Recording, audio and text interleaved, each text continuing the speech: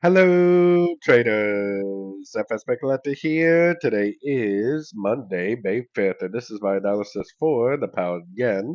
If you haven't done so yet, definitely do check out my free Discord group, which is linked down here in the corner at the end of the video. And make sure to check out my website, fxpipcollector.com. Watch the video on the home screen to learn more.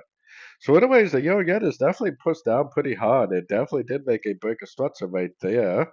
But unfortunately, this break of structure only proves to me that this five waves up right here is over. This move down could be a correction to those five waves.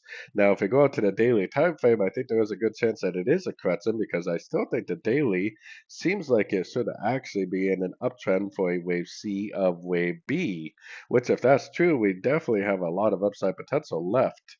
So keeping that in mind, going down to the 1 hour time frame, I would keep an eye out for a higher low.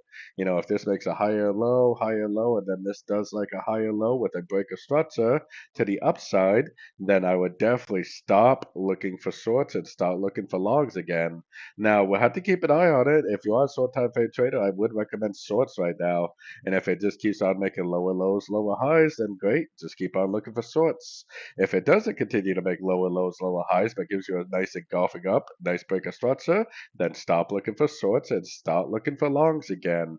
Just following along with structure and following along with your higher time frame analysis, more time than not, will keep you trading in the right direction.